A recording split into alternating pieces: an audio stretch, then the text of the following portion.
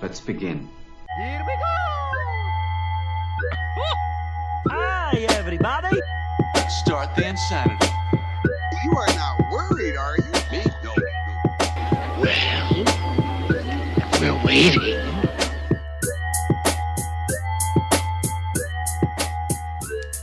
Hello, welcome to Super Media All-Stars. We are a weekly podcast, and tonight we are talking about movies.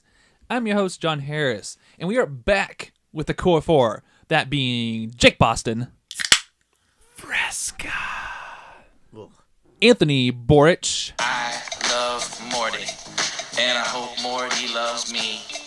I'd like to wrap my arms around him and feel him inside me. and Brent Harris. Why every other episode, poop jokes with you? Get used to it. More coming. Oh, good. We got a great episode for you tonight. We're going over Solo, a Star Wars story. We saw this on Thursday premiere night, and we have some thoughts for you guys tonight. But before we dive into the main subject, have you guys seen anything good lately? A lot of TV shows. Yeah? Because a lot of TV shows are having like season finales and whatnot. Since it's the summertime now. That's true. Mm-hmm. Anything, finales that stand out? Well, Survivor was on Wednesday. Boy, that was a hoot. For the first time ever, there was a tie at the end. What? Whoa, Jake hates ties. I do. And the tiebreaker is kind of stupid, too. Boy, what are you going to do? And Survivor sucks, but he still watches it. Survivor's amazing. I don't talk about it ever because you guys always give me shit about it. That's true. Survivor's amazing. I'll indulge you. What was the tiebreaker? The tiebreaker was there was a three-person final three at the end. Okay. So there were two people that got 5 votes each. So the third person who didn't get any was the person who had the final vote. Oh. Yeah. I like the winner, though. It was good. Yeah? Ended up being good? Yeah. And then I haven't talked about SNL in forever. I'll go rapid fire. Rapid fire it. Yeah. Donald Glover / Childish Gambino was a host, and that was one of the best episodes of the season. Really fucking strong. And then the next episode after that was Amy Schumer. Yeah, that was a dumpster fire. Yeah, sorry to interrupt you, but the Donald Glover episode of SNL where it's the Kanye place. Yeah. I thought it was just okay. Yeah, it wasn't. I didn't think any of it was funny. That was one of the weaker ones, and that's like the one that went viral. I don't like that too much, but yeah. Okay. Mm-hmm. It's like, oh, well, if this is what it's like, then I'm not going to watch it. No, the episode in total is really good, but yeah, that Kanye place thing, it should have been good and it wasn't. Yeah, I'm agreeing with you. Then the season finale was on Saturday, and it had Tina Fey hosting. Oh. And like fucking a lot of celebrity cameos came out. Jerry Seinfeld was on of them. That's right up his alley, yeah. Robert De Niro, Ben Stiller, Tracy Morgan, of course. There's so fucking many. I can't even think of all of them. But yeah, that one was just okay. It was okay. Does Tina Fey ever do stand-up? I don't think so. I was going to say. I bet she'd be funny. You think so? I don't find her that funny. Really? Why? I like Tina Fey. I don't find 30 Rock that funny. Oh, What? Really? Oh, Yeah, 30 Rock. Baby Mama wasn't funny. Baby Mama wasn't funny, but 30 Rock has like 4 jokes a minute. Eh, That show's amazing. never got into it. Simpsons had a season finale that was pretty good. What was that about? So it was kind of going back. Bart ends up in a coma from the internet going out. Homer and Bart were trying to steal it from the Flanders, who still had internet somehow. He ends up getting electrocuted, and then Lisa like tortures him in his coma because he had just tortured her before that. So it's actually pretty good. IGN gave it an 8. Oh. So it was a strong episode for. The comedy ensued. And you see a ghost of Maud Flanders comes back. Oh. They've always pulled some kind of parent thing for finales or specials, I feel like. Yeah. It's good, though. What else? I watched the Oceans movies because they were on TV. Nice. In preparation for Ocean's 8. Yeah, that's what you're doing. Let's go with that. I want to watch something good before I go watch shit. You don't know if it's going to be bad. I It's think it gonna looks be pretty bad. good. No. I actually did watch. Well, I mean, my friends do call me the Heist Hound, so. We'll talk about a whole bunch of heisting later. I got a chance to watch a movie that was highly recommended to me by a coworker, and that was What We Do in the Shadows, which was a mockumentary of vampire genre, pretty much. It's the guy who directed Thor Ragnarok. Yeah, It was okay. There was definitely some funny parts, and it's definitely like a play upon an Office, but in UK and vampire themes, and Yeah, that movie got super overhyped for me. So when I watched it, I was like, yeah, this is okay. yeah. We talked a little bit about this last week, I think, or 2 weeks ago. Last time Kevin was on, but I finished Wild Wild Country. Yeah. That documentary is amazing. Yeah. Like, everybody should fucking watch it. It's 6 episodes. It's so fucking good. Like, I didn't know anything about what happened in this little small town in Portland, Oregon, and it's fucking madness. I haven't checked out anything on Netflix recently. I've been on a Hulu kick. And Yeah. yeah, and Amazon Prime has some stuff now. Also bought season 3 of Rick and Morty because of Steelbook Obsessed. Oh, And yeah. Yeah. got me excited to go buy it, so I bought Did you it. get the and watched Steelbook them or all. the Pickle Rick? Just Pickle Rick? That Pickle Rick sleeve makes me mad. It's just very boring. It is, Just but- like, oh, hey, there's a huge face on the cover. Those Yeah. piss me off. I just wish it would have been the big face and I like what you got. Yeah. I've been using that a lot lately. Is that Steelbook too expensive at $30? No, not for a whole season. No. No. I What's don't a Rick? think so. What's a Rick and Morty season consist 20 of? some. Yeah. 20 Yeah. episodes. I paid like 35 21. for Black Panther. That's true. Rewatching Arrested Development too. Yeah. Oh god, it's good. I forget how good it is. Have you started watching the season 4 like Redux cut that they did? Mm-mm. It's weird. Did you watch season 4 the first time around when it came out? It was really bad, right? Yeah, I feel because like I didn't. it focused only on like one main character, and the Brian Grazer, the guy who is running Arrested Development, he actually like re-edited every single episode. So they took down all of the original episodes that were shitty and put them up with like season 4 Redux is what they're calling it, and it has like the main Arrested Development formula that just like a whole bunch of characters intertwining in one episode. It's weird. It's Worth it, fucking though? weird. Season 4 was not good. There are some really good episodes, but a lot of them were just garbage. So Sure. if he can make them intertwine and make them good, I watched the first episode and I'm like, okay, I kind of like this, but I've even watched this season before and it's hard for me to follow. So I would put Arrested Development up there with Brooklyn Nine-Nine and Parks and Rec. It's a really fucking good comedy show. It Really? is. It's- Brooklyn funny. Nine-Nine's pretty. Oh god, Pretty good that's for so me. good. It's one of the best shows ever to binge. Like if you watch all of it within like a 2-week span, it's so rewarding. Just watch like 2 episodes a day. It's good shit. I can't wait for season 5. I did forget to mention that got some progress made on Star Trek Discovery with Danielle. Talking to you guys the other night, it's getting good now. Like I'm actually, it's been a while since I've been wanting to keep watching a show, binging a show in general. I think the last one I did was like the latest season of Orange is the New Black. Yeah. So do you guys care about Star Trek spoilers? I'm never going to watch it. Go for it. So I guess, and I'm not, like I said, I'm not a big Star Trek follower, but apparently in every season there's an episode where they mess with alternative universes and alternative versions of themselves. That is what's making this series really good. And it's the twist this show needed for me to get like really into it. So it's like the episode of Futurama when they had their alternative. Yes. Well, But it's like a classic sci-fi Yeah, trope. Futurama ripped off of Star Trek when they did that type of stuff. Okay. So Yeah.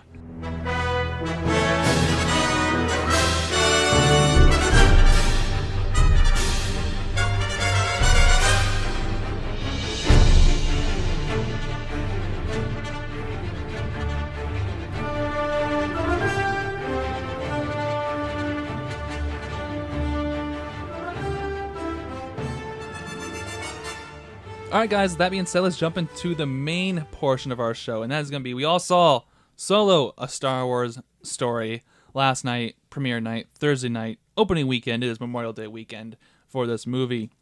First of all, what were your first thoughts leaving this movie? I think it's ironic that they called this a Star Wars story, because this didn't really feel like a Star Wars film. I don't know. When I think of Star Wars, I think of like lots of lasers, obviously lightsabers, the Force powers, space stuff, tons of space stuff. Yeah. And you get hardly any of that in this. I don't know. I struggled getting through this one. I don't know why. It wasn't that. It was a. I don't even want to call it a bad movie. It was.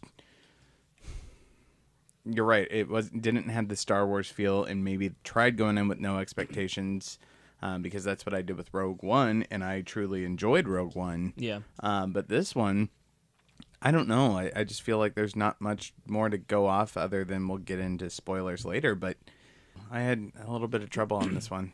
Yeah, I actually have Rogue One in my top 3 Star Wars films.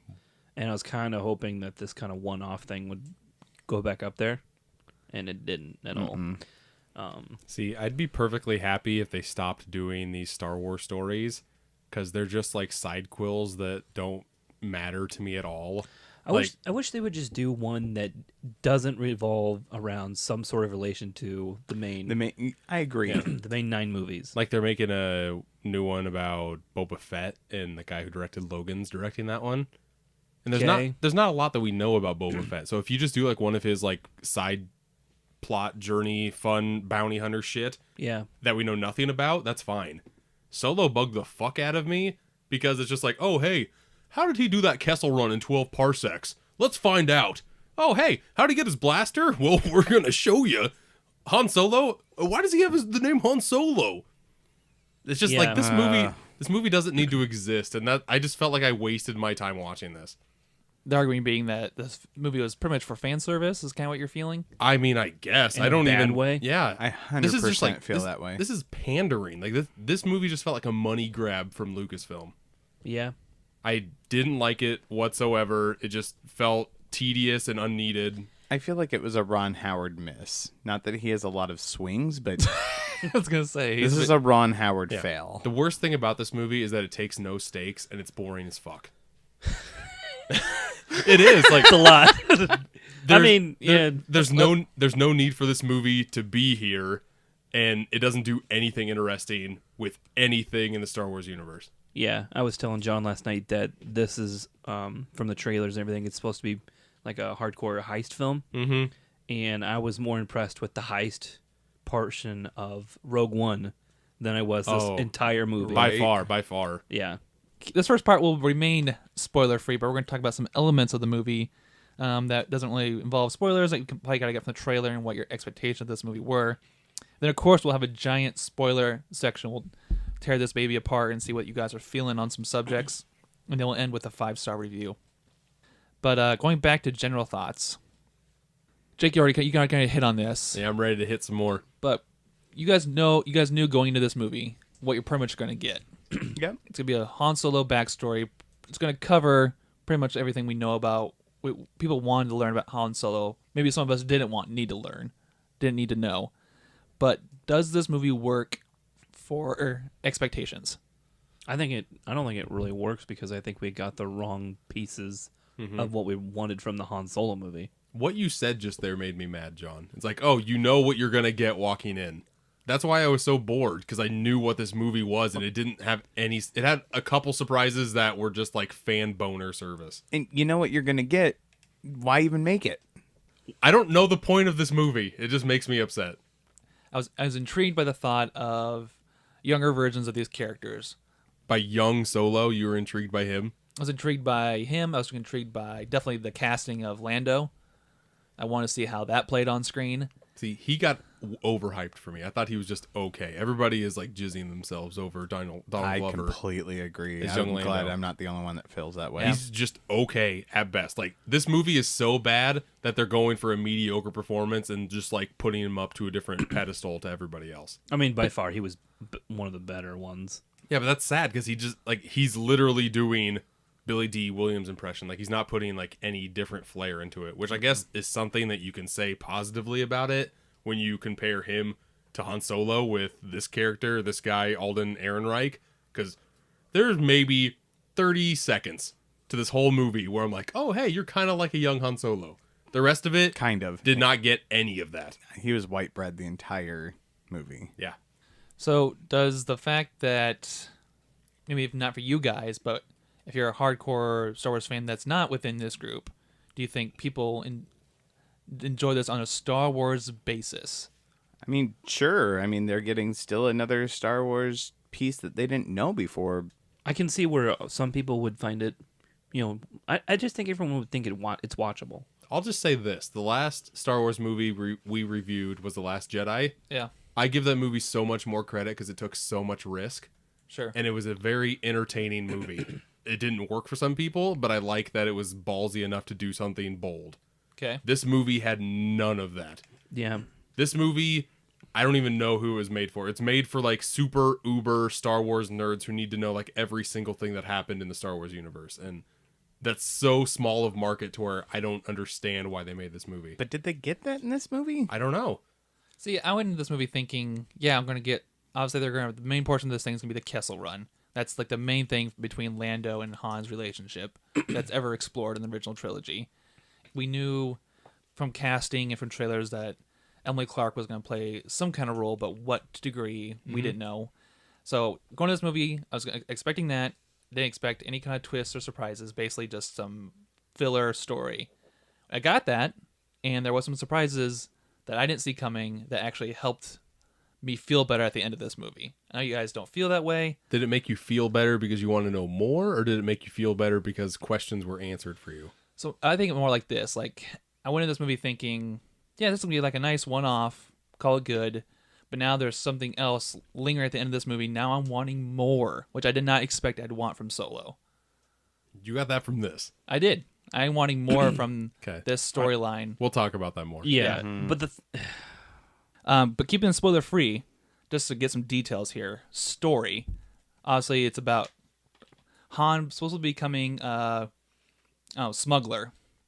I'm implying the majority here that this didn't portray Han as some badass, more like a secret good guy, but not really secret. I'm still trying to piece together what the true story was in this. I Yeah. couldn't follow. It was a hard story. Whatever baseline story they were trying to go for. I mean, I know what it was about, but I feel like the story was not straightforward. And I do If kind that makes sense. No, I do agree with that. Like, there's a chunk of this movie where I wanted the whole movie to be just based on that.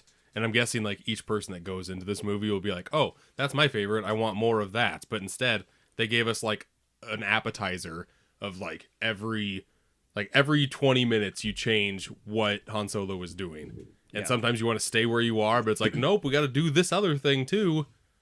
I feel like the first third of this movie was kind of going up. I'm like, okay, I can deal with this. And then it peaked. And then it just went slowly downhill the rest of the movie. Yeah, see, I'm kind of like that. The first 20 minutes wasn't a big fan of. And then something happened, and I was like, oh, hey, I'm on board. And then once something happened, I can't say spoilers, it's just like, oh, okay. And then it never, like, gets the high that it had from that one scenario. Once it hit that peak for me, I knew exactly how the rest of the movie was going to go. I'm like, Okay. this is going to happen, this is going to happen, and this is going to happen. And I don't want to be like a Debbie Downer. There are some points in this movie that I really did like. I just don't think as a whole this movie really worked that well. Yeah. When I think of the story, I think of the relationship between Han Solo and was it Kira was her name? Yeah. I can't go on the details, but there is an overarching story between those two that lasts this entire movie, and they're kind of pulling that in because we don't know about that relationship. I feel like that's a huge part of the story that they had to create to put us outside of we know they're going to cover the Kessel Run, we know they're going to cover him and Lando's relationship. Did that aspect of the story do anything for you between Han Solo and Kira? See, I think they're fine. Yeah, that's probably one of the positives for me. I liked where they were going, even though it's like a simplistic story element. It still worked just because their chemistry, I felt. Yeah, I actually like that too. I like the chemistry between the core four, which is him and her, him and Lando, and him and Chewie. Sure. Putting Han Solo's legends out there and interject it into him and Kira's story, I think that's what pretty much connects all this together.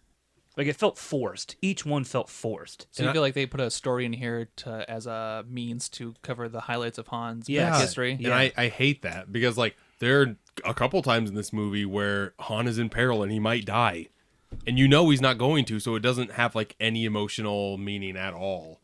I wish there was some originality to this stuff. I think the main reason why I don't like all these stories, like the Star Wars stories that they've done so far, is that they're based off things that have already happened. And they're just like connecting the dots. And I'm really hoping for the next set of these stories to be something original or cover like a very minute character that can actually like do things where there's no like background to them. Like they're talking about doing like a young Obi-Wan movie. I don't care about that either. I would way more want to do like a Jabba gangster movie or a Boba Fett just bounty hunter type movie. You don't think that Solo separates itself from a classic Star Wars canon? I mean, definitely Last Jedi is way left outfield, far as Jedi formula or Star Wars formula. You don't think Han Solo falls in that suit? And I mean, not to that degree, but you don't think it differentiates itself enough? Not to me, no. And I think that's because of Ron Howard. Like, he just made this movie so milquetoast to where, like, I was just, like, in a coma watching it. I was just, like, waiting for things to happen, and they don't. And I was not interested in anything on screen. If you're a non-movie person, we can tell you that this movie went through production hell. Yeah. Ron Howard had to step in and pretty much reshoot 70% of this movie, is what I think they're saying. That is what they've said. Considering what happened with this movie, I'm actually surprised it turned out for me as well as it did, because it could have been a lot worse. And I was actually expecting something to be way pieced together more than we got here. Yeah, and to be fair, I couldn't really see what stuff was directed by Phil Lord and Chris Miller compared to what was directed by Ron Howard, which was very nice to see. Because in all honesty, when that kind of production happens, Yeah, like odds Justice League. Yeah, odds are against it. You could, well, number one, that movie's a dumpster fire. Number Yep. two, like, you could tell what stuff was Joss Whedon and what stuff was Zack Snyder. Definitely. This blended very well. I was quite surprised. Well, that's good, because we actually need to jump into the acting part, just on general thoughts. Acting good here? Hit and miss. Other than Han Solo, yeah. Yeah. I would say the acting is okay, but the dialogue that was written for them, a lot of it was just like fucking horrible, Yeah. which really surprises me because the main reason why Lord and Miller got kicked off was because they went too much off the script. And from what I've heard, the script written by Lawrence Kasdan was like one of the best scripts he's ever written. And I did not get that here No. at all. Like, there's some dialogue that we'll get into in spoilers that is cringeworthy. Yeah. I think there was some mannerisms that I picked up. Was it his name Alden? Is that how it's pronounced? Yeah. Alden Ehrenreich, yeah. I think I picked up some mannerisms that fit that image for me of Harrison Ford and Han Solo. That's pretty much what he does. Like 70% of it is horrible, but there's 30% that's like, oh, hey, you did some kind of research and it rubbed off. Do you blame an actor for trying to put his own spin on it, or maybe just the spin wasn't right? Well, compare, like, let's do Donald Glover. He was like 95 to 100% Billy D. Williams. Yeah. Yeah. And that worked way better than what Alden Ehrenreich did. Yeah. So, in my opinion, yeah, like, he can do his own spin, but if his spin is not as good as what Harrison Ford did with Han Solo, then you're going to be compared shittily. It's really hard for me because I can't tell if it's his lines or if it's his acting, because Donald Glover as Lando was great. Yeah. And I don't think most of his lines were even that bad. It felt very Lando-ish. Mhm. Whereas Han's, I don't know. To be fair, like, the screen time between those two people is very vast. True. Yeah. But like it felt like they took like some of the extremes of Han and then cranked it up. There's some parts that are really amazing, and maybe if he had like another 6 months to a year, he could have fucking nailed it. So maybe if there is a sequel, John, he could get more into Han Solo. But right now, didn't like the majority of stuff he did in this movie. That being said, we have so much to say that we have to get into the spoiler section. Spoiler. Spoiler. Spoiler. Spoiler. Spoiler. Spoiler. Oh, God. Ruining it. We got to make it worse every time. One of the speakers went out, I think. I can't let that down. All right, so that being said, you can jump ahead to the review section if you want to go back into a spoiler-free, but we are now in the spoiler section. We're going to jump back to the characters. One of the first characters we meet, being a side character, is Amelia Clark. Turns out to be some kind of a love interest, but also we get a dark tease at the end. Which I liked a lot. I did too. Did you guys like that? Oh. What, you didn't? I didn't get enough of it. It came out of I nowhere didn't for get me. enough of anything. I thought the dark tease was the only great thing about it. Her character. The Yeah? rest of it was just like, okay, she's still in a role. Very average romance stuff. Yeah. Mm-hmm. I wanted that the whole film we're teased with her being like, I've done things. We never know what they are. I want to know what those are. What makes you so bad that you can't tell us? Are we supposed to be implied that you're a prostitute or you've done some dark stuff? It's too dark. She can't say. I really want to know. You'll judge me. I have secrets. Mm-hmm. You won't look at me the same way. We'll jump back to her because I want to jump to next Woody Harrelson as Beckett. Was this the classic Woody Harrelson I was role? just about to He say it's was- classic Woody Harrelson. Woody doing Woody. Yeah. Which isn't a bad thing. No. I liked his turn too. Yeah, the double cross thing that happened. I mean, that's just what a smuggler does. Yep. Yeah. I mean, he's just like, okay, here's where the money's at. I'm going to go this way. And, I think I'm going to get fucked. Okay, boom, boom. I'm going to take this money and run. Yep. I love that shit. And that final exchange between him and Han in the desert, like, I thought that was a good scene. Hey, guys, Han shot first. Yep. I did like that scene a lot, though. It was really good. Yeah. Especially it was like, oh, that's what I would have done. Exactly. I liked it. And it came out of nowhere. It was nice. Getting back to Donald Glover, you guys said he was too much. I thought he was too much. I thought he's a little overhyped in this one. I thought he was overhyped. Okay. But I never said he was too much. I'm just like, he did Billy D He's saying that to a T. I wanted to be like super blown out of the water by him, and I wasn't. It was just like, oh, okay, you're doing Billy D 100%. That's what you do in this film, and that's fine. He's only in the film for like 20 minutes. He's not in it for that long. Right. 2 poker scenes, and he's like in the Millennium Falcon for the majority of like that run. which is Yeah, no, that's fine. like He's just those are some of the scenes that I was most interested in about. yeah. But people craving a Lando movie, I don't think it would ever work, because I think why he works so well is because he's not in a lot of this movie. It'd be more fun to see him and Han do something more together. Sure, It's like a buddy kind of thing. fucking do a buddy cop movie With those in two. the Star Wars universe. That'd be amazing. But in space. Get Shane Black on that shit. That would be the best. So of Lando's character, we get more of Chewbacca than I ever thought we would in this movie. I liked his intro. Yeah. I really did. I did too. I saw it coming from a mile away when they threw him in the pit. Yeah, but I still liked it. Like him all fucking covered in mud. He just looked fucking awesome. Yeah. It's sad when one of the best parts of this movie comes from a character where you don't understand anything he's fucking saying. Groot in Yeah. Guardians 1. Yeah. This is probably the most we've ever gotten of Chewbacca out of any movie. And we kind of get a little bit of his backstory here, talking about the slaves from Kashyyyk and his story to find his own family and tribe, as they might say in this movie. Yeah. I kind of like that. I like that being fleshed out just a little bit more to the degree where some of the Wookiees' actions are justified in this movie, especially in the mining scene. I thought it was just enough. See, I agree. I thought that was my favorite part was Chewbacca. Yeah, I thought that was really solid. I Yeah. thought that was just enough. I don't know if I could say he was my favorite part, but he was definitely solid in this movie, especially like they didn't go. I think they went just far enough with him. Yeah. Any more, it would have felt like it was too much. Yeah, I liked exactly how much they did with his storyline. Yeah. And then I like his like little like whims that he does with the back and forth that him and Han have. Mhm. Yeah. Where he's just like giving him sass. Like the side quest that he does to save the other like people from Yeah. his tribe. Perfect. That was just enough. Like, Yeah. Any more, like him just beating the fuck out of people. Yeah. That was cool to see, and they didn't stay on that long. The next time you see them, there's just a whole bunch. There's a huge clan of Chewbacca's helping Han. It's just like, yeah, it's perfect. Right. I'm really interested to see what you guys think of this L3 robot. How did this work for you? It didn't. It was sexist as fuck. You think No, so? It was a woman robot who was walking like this. Yeah. Yeah. No, since For listeners those can't who see, can't see. it's Anthony walking with major hip pronunciation. Oh yeah. Okay. Back and forth. That actually did stand out to me, but everything besides that, I thought it was nice. I thought it was all right. I thought it was okay at best. Like it was very exaggerated, and it kind of got on my nerves. But there were some parts that I liked of her in it too. I kind of got the vibe that L9 and Lando were fucking. Yeah, I 'cause- just think they had a strong emotional bond. Yeah, through penis into robot action. because it's definitely implied during like the girls. It's not- with Kira and L3. They're like, how does that even work? It's not so much like she's got her thing, he's got his thing. It's more of a docking thing. Okay. Lando fucks droids. That's all I'm saying. That character started off super annoying to me. Yeah, like the first 5 minutes is just like, what is this? Yeah, and, And then the more she's on screen, the more I'm okay with her. And then she died, and it was like, oh, okay.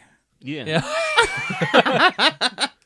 Never see you again. Great. All right. We never had any plot lines anywhere remotely in the Star Wars universe where robots need to rebel. That came out of nowhere for this movie. I will say it's kind of a cop-out the way that Han Solo does the Kessel Run. Just by her getting plugged in like, oh, there's a shortcut right here, Han. Do this. Yeah. I guess of all you take all the droids, like R2-D2 and C-3PO's kind of meh. But R2-D2 is amazing. BB-8's amazing. The robot, I can't remember, is it K1? something like that. KS1 Rogue One. Yeah, in from Rogue Rogue One. Yeah, that one you can't remember his name. He's really amazing. Well, I thought they were all really well done. Like, even the ones that don't talk. They never explored the aspect of like master and slave, as far as robot relationships to humans. Did did those jokes like really work for you? Star Wars is not known for being political, and I'm not sure if that's what they were trying to do, but it didn't really fit into this story, her agenda.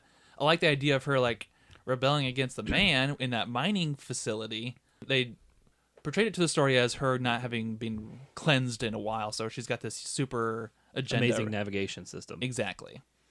I liked where it ended. I definitely hated where it started. I didn't like the whole navigation thing. I felt like you could have easily just... I was like, why don't they just make a copy of her head then? Or her system? Yeah. I feel like that's a simple fix for the navigation thing. Well, because like he didn't want to touch her interface because she was so good with like her directions. That's why like he put up. That's why Lando put up with her sass, because L9 was such a good fucking co-pilot. Yeah, but I feel like she could easily just offload that or copy it. I want to talk about the other two smugglers that just randomly died that pissed me off. Thandie Newton. Yeah. She's the best. And then that random guy, I don't even remember his name. The Armenian? Yeah. Who was voiced by John Favreau, which I had no idea until I looked it up. He reminded me of alien-looking guy that flies with Lando. Yeah. Yeah. Like, He wasn't in it enough. And it seemed like when both those people died, Woody Harrelson's character is just like, okay, I'm gonna be sad for 30 seconds and then I'm done. That was very weird, especially for like the love of his life to die. He just got over it like that. I don't know where they would have gone with wife Beckett. Maybe it'd be cool if they kept exploring her. But I think they would have just kept him in. I thought the alien dying was fine. Actually, that alien annoyed me a lot. The Armenian? Yeah. I liked him at some points, but it's just like, okay, you're trying way too hard. Yeah, that's what I thought too. I thought the comedy was like, oh, he's supposed to be is he going to be our comedy relief in this movie? Because I sure hope not. Him dying was just perfect timing. Because that heist scene, we'll get into it later, was really good. I like that heist scene. There's a couple more characters I want to talk about. And those are the singing Squid characters. thing in the jar. They're fucking amazing. Whoever those two people are. He's like Squid Billy in a pickle juice jar. Yeah. It's like the head of fame from Futurama. It's like that jar with the Squidbilly in it. It's fucking amazing, and I wanted way more of that. The beat was like Childish Gambino and Star Wars mixed together. I made a joke in the movie theater that Ron Howard gave George Lucas one thing to put in the song. He's like, I want a weird singing monster. You got it. All right, George, that's their one thing. That part's fucking amazing. When I watched that, I just looked at Anthony, and I'm just like, oh my god, this is so good. It's like a classic cantina scene. Yeah, it is. Just weird aliens. And then, Same song. okay. And like, why did the woman have to have like a breathalyzer thing? Like a miniature Darth Vader It doesn't thing? matter. It's Star Wars. It's fucked up. That was like a Star Wars version of like a voice modder. Yeah. I don't know. That's pretty much what I I got thought it them was. auto-tuned. Yeah, the auto-tune. Exactly. That's what it was. All right, let's talk about what was, to me, what I thought was going to be the main portion of this movie, and that is the Kessel Run heist / sequence. You thought it was going to be the best part? I or kind of you? thought so. Well, I thought it was going to be the main part. Oh, okay. Like expanded, the whole movie's for this setup. That was a big letdown for me. It was a big letdown. Mm-hmm. I know your lady friend liked it, but I wasn't a big fan. Like, she liked the Cthulhu part of it. There's a giant monster out of nowhere, and I just hated it. It reminded me of the monsters in Episode 7. Yeah. Just rolling around in that Giant little space thing. in the Millennium Falcon. Yeah. I thought the entire sequence in the mine itself was too short, and like you alluded to earlier, it's kind of a cop-out for how epic like it was supposed to be from the original trilogy. Do you guys feel the same? I don't think the Kessel Run is that great. No? It's very built up in Star Wars lore, and it didn't do anything. Like, there's just this giant squid just coming after people, and then there's this big black hole sucking thing, and they're like, oh, let's go into this, and then let's drop our spare ship that we have. It'll follow that, but then we're still gonna get sucked into it. I like how the details of the heist were supposed to be this hyperfuel, which is not. I don't think it's ever been mentioned in other Star Wars movies. No, but of course there's hyperfuel. Yeah, but it's like the plot device for this run, and it ends up being like the reason to have the escape from this gravity well. Yeah, it's the main reason. Like, they stole this shit, and then they're like, oh, let's use this, and we only need a drop, but it's also like super explosive, so be careful. From a plot device, do you guys think if this had been the main portion, like a 45-minute scene all about the Kessel Run being the main portion of it, would this have worked better, or do you think for what it is, it's okay for this movie? No, I don't think it needed to be longer. Yeah. The whole thing is about it being short. Him doing it in a shorter fashion. What they did in 10 minutes, I hated. So I don't know if like they stretched it out. I think the main thing is like they're gonna get out, so I guess don't stretch it out. So like you originally said, like the stakes weren't high enough because we knew how it ended. Yeah, and that pulled me out because I'm always like, okay, they're fine, nothing's gonna happen, they're okay. I don't know. I never like looked into what the Kessel Run actually was. I just knew that people always thought that parsecs meant time rather than actual distance. Right. Sure. But I always thought it was kind of like an asteroid field. Yeah. And not some weird maelstrom storm thing that no one really knows what's going on inside of it. So that was kind of a big letdown for me. Yeah. I always knew that like this is one of the main things that Han Solo always brags about, and I guess it was impressive, but the way that they laid it out, it didn't seem special to me at all. Now, I'm wondering if that's how hardcore Star Wars fans feel, because the Kessel Run's kind of held in this high claim of being part of Han's history. They fucking loved it. You think so? I bet so.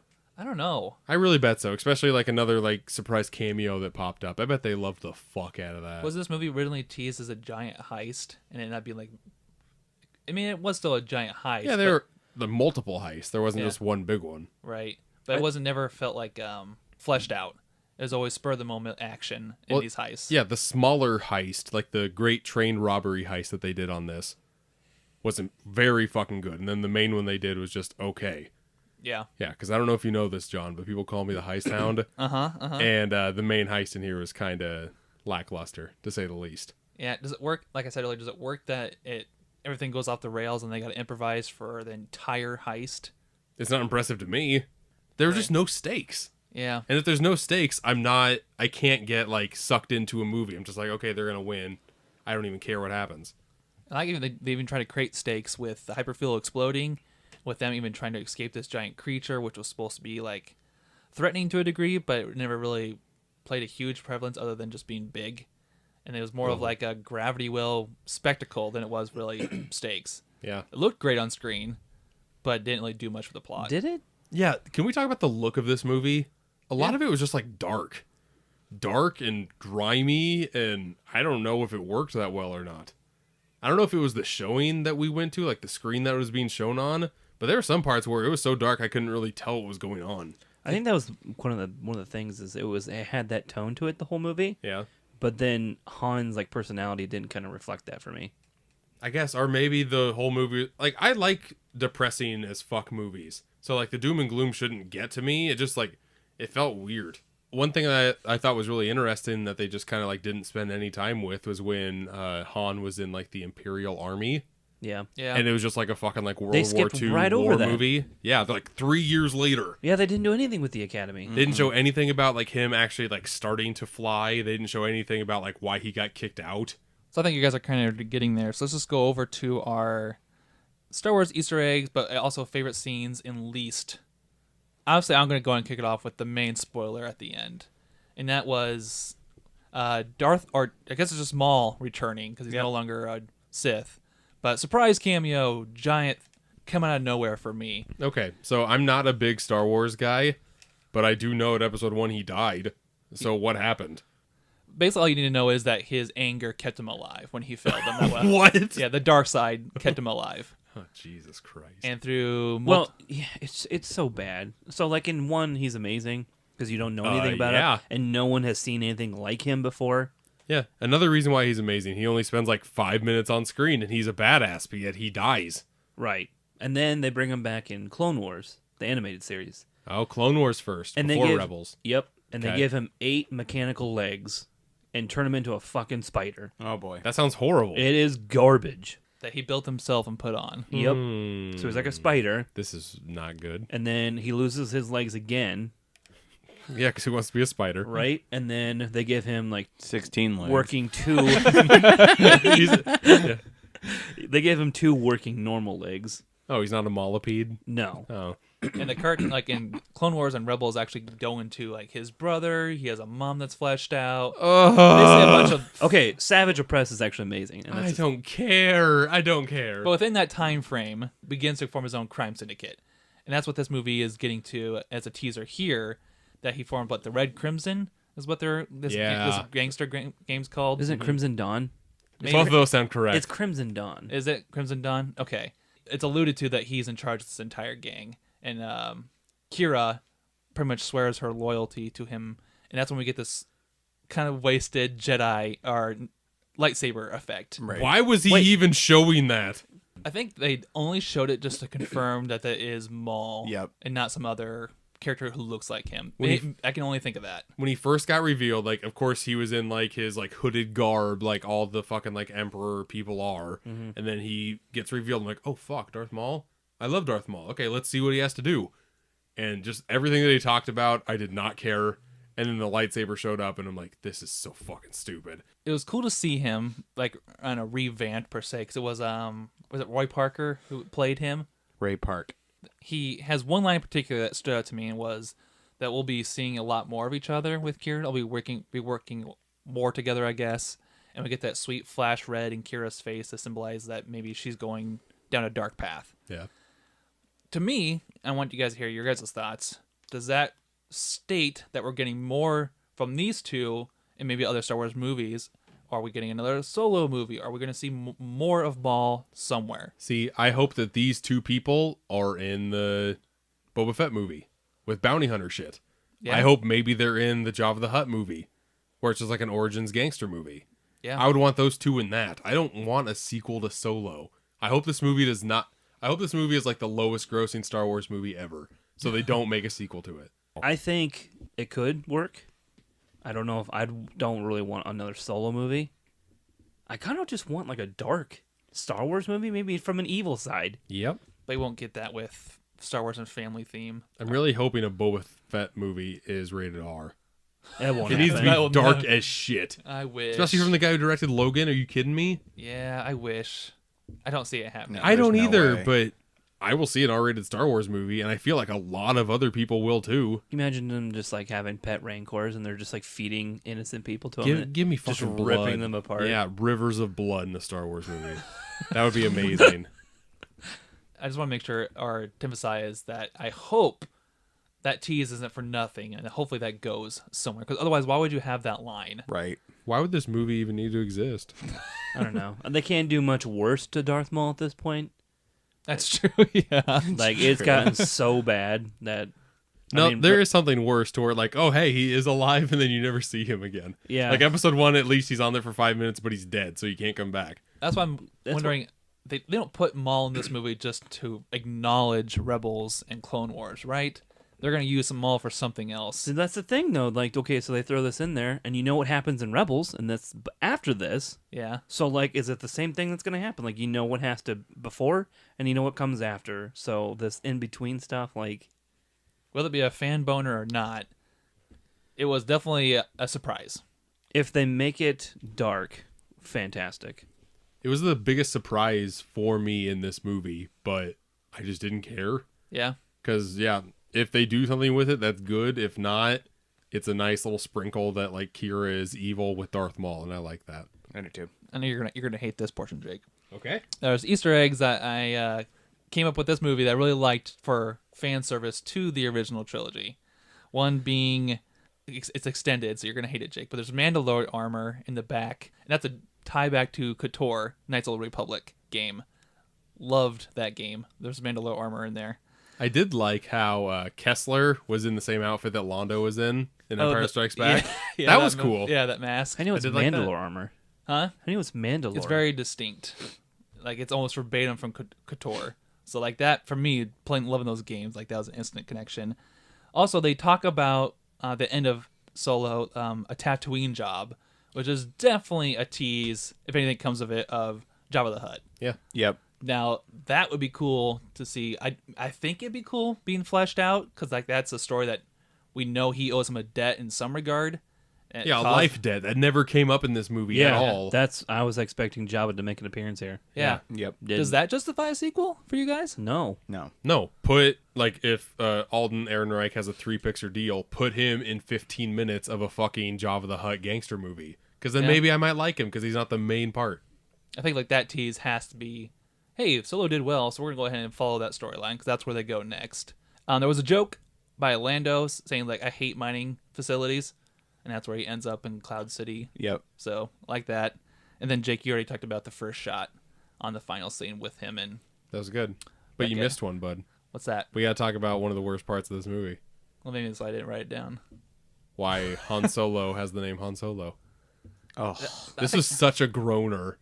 I wonder if that was a directing standpoint. It might have been the way the guy said the lines, but like I think it bad dialogue. Like Does that feel like a Ron Howard moment? it feels like a badly written moment. I don't think Ron Howard had anything to do with it. It's just like, oh hey, first name Han, last name I don't know. I'm by Oh, myself. By yourself. Okay, Han Solo. It's not, So bad. Definitely takes away from the epicness of his name. Yeah, sure does. It feels very like that's a cheesy cop out kind Didn't of. another reason why this movie never needed to be made because I did not care about how he got What if- Han Solo as a name. What if it was as simple as the guy mishearing him, and he was like asking him about the family thing, Yeah. and he's like, "What's your name?" Han. Okay, what's your family? Nothing. I'm just going out solo. Okay, so Han Solo. Kind of like a miscommunication. And that's how he gets his name. I'm guessing in the Lord and Miller version they would have made a joke about it and I would have probably liked it. Yeah. But this they played it super serious and it just did nothing. I don't think it did nothing. I think it did nothing for everyone who watched it. Another thing, like I don't know if it's just like the area that we live in, but there were no like big freak out moments in the theater. And this has been like a big thing that's happened in a lot of movies recently for us. Yeah, that's true. And we see them Thursday night. Like these should be like the hardest of hardcore people. right. Oh, there were some hardcore people. There were some people that like Star Wars and that's the only movie series they like, so they go out and Which was the guy next to me. Yeah. But compared to our day, like when all of us were in high school, we all saw Revenge of the Sith in high school, and there was people dressed up as Maul, people wearing lightsabers, black robes, Yeah. everything. No, now it's just like nerdy fat ass T-shirts that say Star Wars on it that you bought from Target. That's because it's That are two sizes too small. It's the same people still go in the movie, just older and lazier. So it's us. We're the same crowd. And I want to bring it back because I said we would. Kira and the romantic relationship. Was that good? I was just like, I know it's kind of the same thing we've been talking about. It's like I know he doesn't end up with her, so how are we getting to this? I don't know if I really care. I will say that I'm glad she didn't die. Like I'm glad that's the reason why Han Solo just doesn't want to like he wants to be like a live solo forever, brah. Right. But I like how she turned evil, and out of all the people in this movie, I want to know more about her. Yeah. So like if she doesn't like spill her guts and tell us like why she went bad or all the bad shit she went through, Yeah. that's fine. Like just I want more of her, so I guess they did something right there. So that works. Did you guys see it coming as soon as they got disconnected? Kind of. I kind of thought she was bad all along. Do you think she was objectively bad using Han from the very beginning to get out of that planet? I feel like it. Or do you think there was actually a connection there that still exists, but she's gone down a different road? Well, thinking back on it, like at first I'm like, oh yeah, hey, she wants to get back with him, but like even at the end she says that she was playing him the whole time. Mm-hmm. Right. So I mean that's what it is. Is that just the separation though? So he doesn't have as many hard feelings. It might be. It's almost as if like they have a complicated relationship, and I want to know more. That would prompt a sequel. I really don't Doesn't care. need one. A sequel is not like based on a relationship in this movie. I feel like they were fine where they left it off. You think so? Really? Yeah. I mean, I want more, but sometimes me wanting more doesn't really get me good results. See, that's the point I'm in. Like they add that last bit of Maul and her changing, going dark. Yeah. Whereas if they just didn't do Maul, and she died, I'd probably be okay with this movie. Well, like you said earlier, this is kind of going with our where we want to go from here, predictions. You guys can throw in all your personal thoughts in here. But what if, like what Jake alluded to earlier, was with this Maul and Kira relationship, what prompts this bounty hunter movie? Like, what if they're in charge of this bounty hunter movie. That'd be a sweet tie-in. That'd be a good way to make the Star Wars universe even bigger. Like, don't make a Solo 2, just make them a small part of another movie. Yeah. That makes all the sense in the world So to who's me. the main person? Who's the main storyline in that movie? Like, do an origin Goodfellas-esque movie of Java, whole bunch of gangster stuff, and just have them like one of the opposing forces. Do we honestly feel All the villains. Do we honestly feel like what this movie brings in and how people react is going to seriously judge from a Star Wars perspective whether they make a sequel or not? Or do you think it's been planned out? I'm sure it's planned out. It's Disney got their hands on it. They are I going to don't know. exploit this as far as they can. Maybe every aspect's planned out. So they're like, okay, so this bomb. So what do we do from here? It does well. What do we do from there? Both Rogue One and Solo have had really, really fucking horrible production stories. Yeah. So I don't know where the fuck they go from here. They've had really bad luck, but they've made money. So And that's what it's all about at the end of the day. I feel like they're just gonna keep on pumping these side stories out for Star Wars fucks who just want very little information on things that they love, and I'm getting pretty fucking tired of it. That's going to lead into our review section of the show. We are back in now in spoiler-free section. We're going to talk about first some preview night numbers. Thursday night numbers came in at 14 million, which on the grand scale of things is actually really good for a Star Wars movie in comparison to some of the other big budget. Obviously, the press for this hasn't been great. No. So it's I would consider this a win. 14 million. It's opening up Memorial Day weekend, so it's gonna make money no matter what. So I like talking numbers. So I want you guys to just indulge me. And if you look on your paper, I threw in opening weekends for the previous last few Star Wars movies. Opening weekends for Star Wars Force Awakens, obviously being the biggest one, the most successful, 247 million. Last Jedi came in at 220. Rogue One, 155. We're gonna play our betting game again. All right, I'm going to toss over to Brent first. Brent, what do you think this movie pulls in opening weekend? 169. 169. All right. Wow. All right, going in table of order, we'll go with Anthony.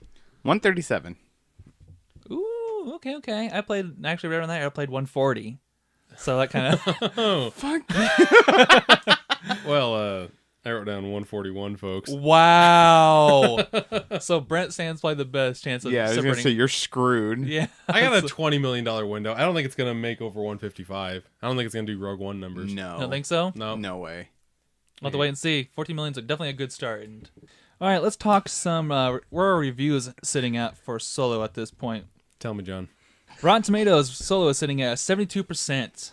Definitely on the bottom half of all Star Wars movies. Did you pull the Star Wars movies percentages? Would you guys like to know the order that Solo falls into this rank? Yeah. And it goes in no surprise that Empire Strikes Back is number 1 at 95%.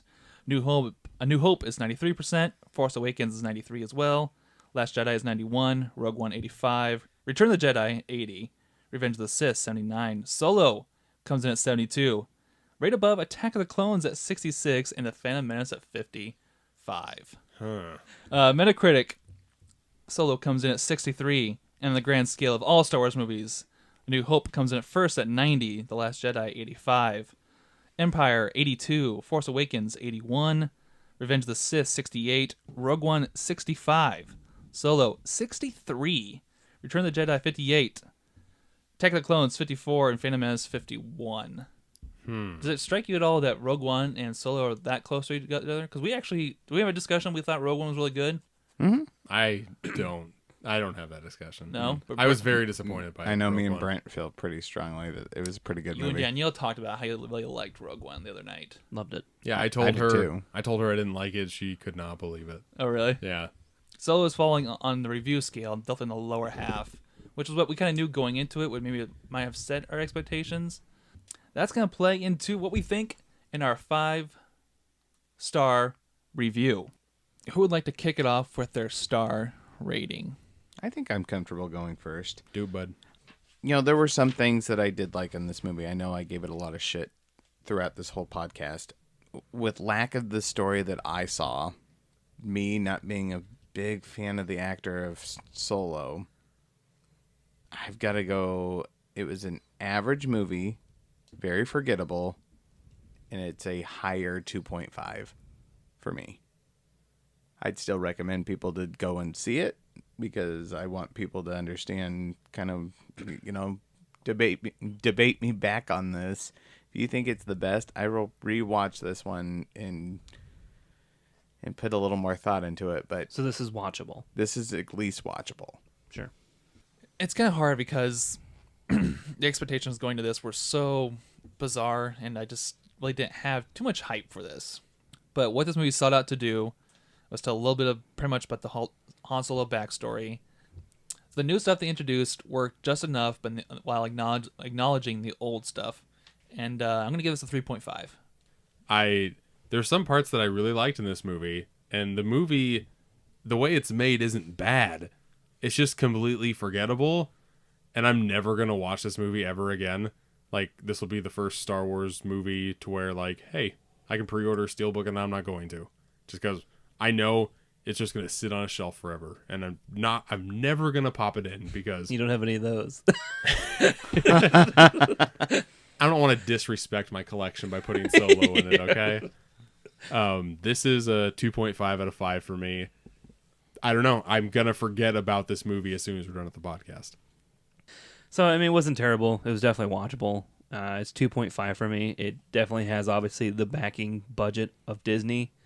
The casting's not bad. It's got some highlights here and there. The story is just, kind of really bad. It has, but even then, like we said, the beginning heist is fantastic. Some things here and there are great. So yeah, it is what it is. It's just watchable. 2.5 for me. We're kind of falling in line with the rest of the critics here as far as it's kind of the word that I've seen the most is just kind of meh. Meh. What's been a popular word with this movie. And for me, just kind of more justification for my 3.5 is the Star Wars lore goes a long ways for me. And the tie back to the originals and just the fact where they can go with this. I think this movie's going to mean more if they keep fleshing out where this could go from here. And that kind of leads into my last question in our review section. Also, we know where the ratings go as far as kind of popular and unpopular. Where does this movie rank for you among Star Wars movies? You're throwing that out, huh? Bottom 3. Same as I think it's correct on here. Think the reviews are justified. The averages. This movie is worse than Rogue One. Not Metacritic. Screw whoever said that Return of Jedi is that bad. I think this is pretty close to Rogue One for me. It had a lot of the same problems. Yeah. Like, everything with Forrest Whitaker in Rogue One was stupid and forgettable. That was so minor, though. It was the first third of the movie. Like, getting up to him. And then he just fucking disappears. I don't know. I don't like Rogue One. I like this one even less than that. So I would guess lower half Star Wars. I don't rank Star Wars. I don't care. Yeah. I would think that it's actually in a good spot with the Rotten Tomato score. I would bring down Revenge of the Sith closer to it. Yeah. But, yeah, definitely bottom 3. All right. So we're right in line with everybody else. There's nothing unique about Where do you think you put it? I think it's...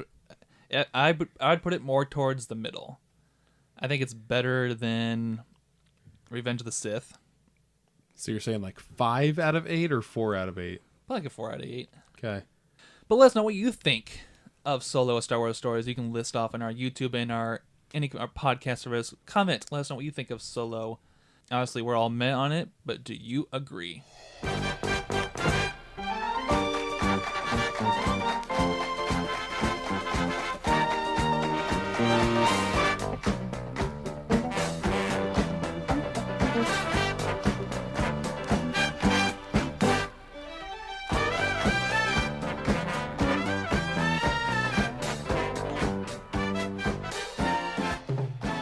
All right, that being said, let's jump into the last portion of our show.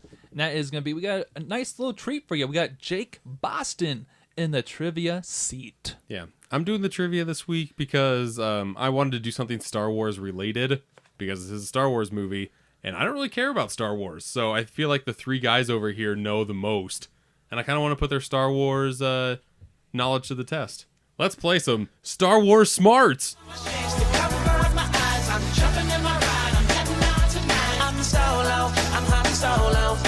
solo. I'm hunting solo, solo. Picking up my plaster, putting it on my side. I'm jumping in my falcon, whoopie at my side. I'm solo.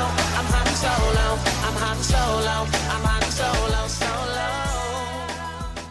This game consists of 3 rounds, and I'm gonna do some different point scoring in this.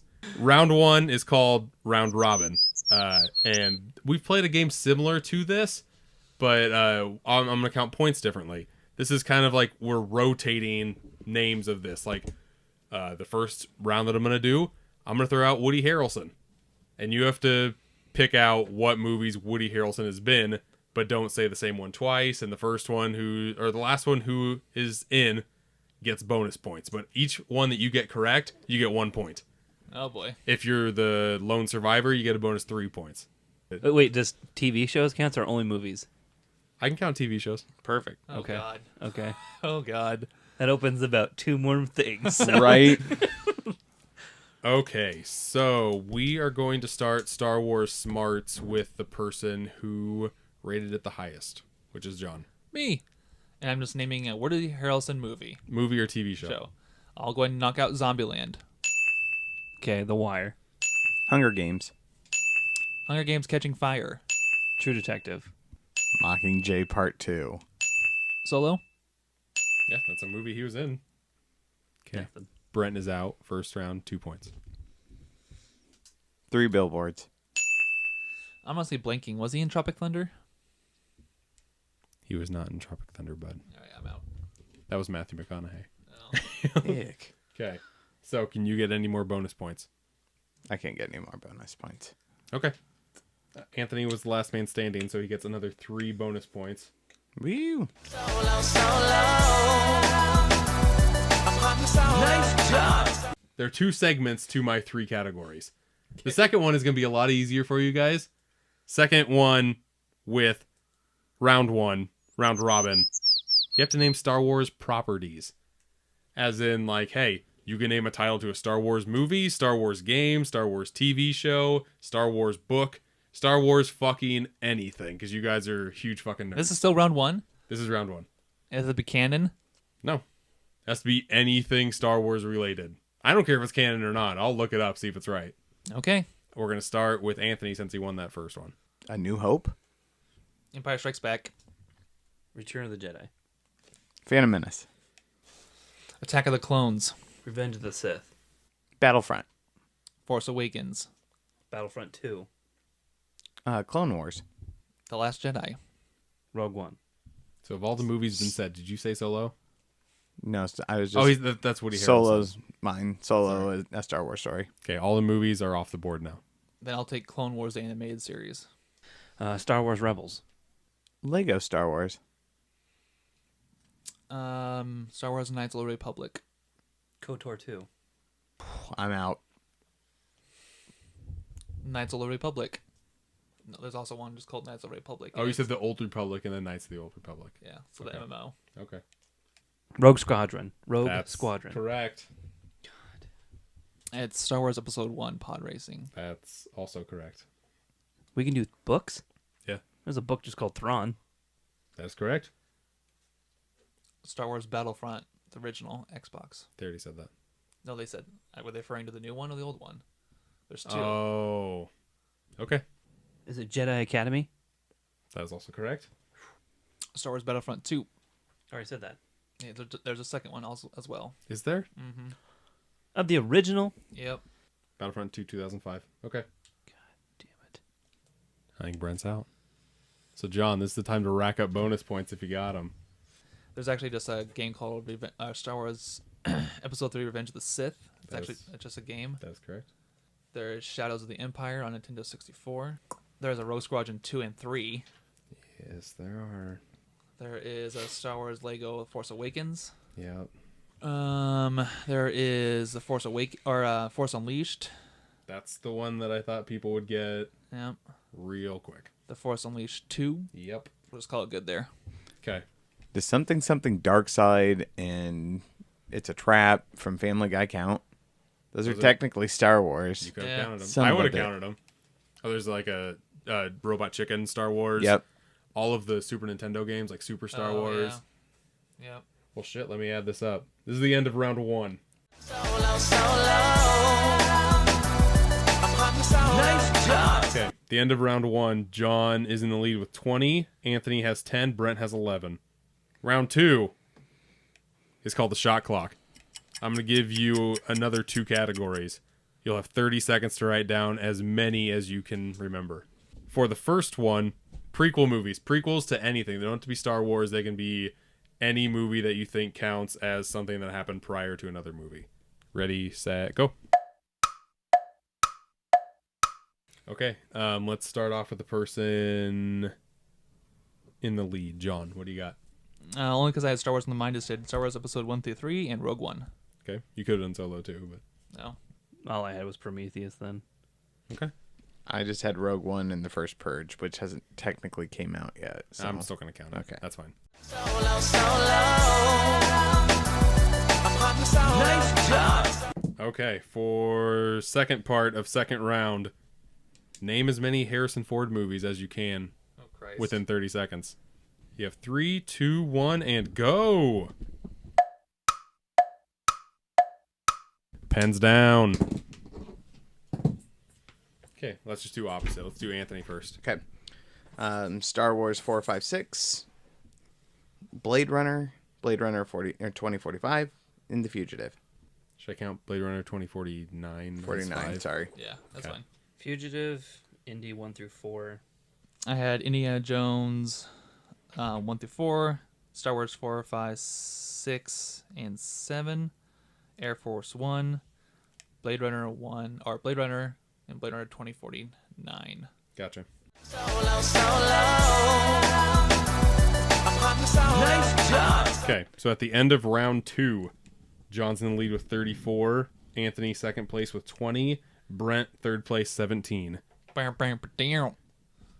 third round, final round, it's called Somebody's Closer. I don't know what that means. This is whoever comes closest to the right answer wins, and they get 5 points each.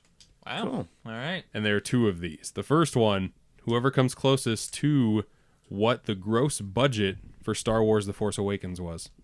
Write down your answers. The budget. Yep. This time I'm going to start with Brent. 330. Okay. Budget? Yep. 250 million. Okay. For budget? Yeah. I put 115. 150 million. He said gross. That includes advertising. Oh, okay. Sure does. The gross budget for Star Wars The Force Awakens, $306 million. So technically Anthony gets the 5 points. You were the closest, Brent, but I'm sorry. Damn. You went over. And to make this interesting, so someone might have the opportunity to win, I'm going to make this one 15 points. I added up all of the times for every single Star Wars movie. Besides Clone Wars, because I forgot that was a movie. But out of all 8 live-action Star Wars movies, how many hours and minutes? This time, I will start with Anthony. Shot in the dark. 19 hours, 37 minutes. Okay, we'll just go 20 hours. I did 22 hours. Exactly. Okay, the total time for all 9 movies is 22 hours, 40 minutes. Damn. There is not a single Star Wars movie that's less than 2 hours. I'm not surprised It's by that. ridiculous. They all feel like 2 hours. Yeah, they sure do. Nice job. So the winner of And Star should Wars be. stuff is Is John Harris. Do. So that was Jake's mix of what? Several trivias there? Yeah, I tried to do like a mix of a lot of things. It might have taken too long, but That was a hefty trivia. yeah, I don't want to do Star Wars ever again, so I just got it out of my system. Nice job. All right, well, that has been episode 44 of Super Media All Stars. You can find us on all kinds of social media. The first one being Facebook at Super Media All Stars. You can find us on Twitter at SMAS Pod. You can find us on Instagram at Super Media All Stars. You can find me on Instagram at SteelbookObsessed, and we also have a couple letterbox things in here, don't we? You can follow me on Letterboxd at Steelbook. You can follow me on Letterboxd at Syjon. I can play some catch up on there as well. Most importantly, you can listen to us on all your podcast services. You can listen to us on Apple Podcast Service. You can listen to us on Google Play, Stitcher Radio, iHeartRadio. Pretty much anywhere you listen to podcasts, you can pretty much find us now. And most importantly, check us out on YouTube. We post all our content on there. But guys, I thank you for joining me tonight. Audience, thanks for listening. We'll see you next time. Bye-bye. Game over, man. Game over. Bye-bye. I am out of here.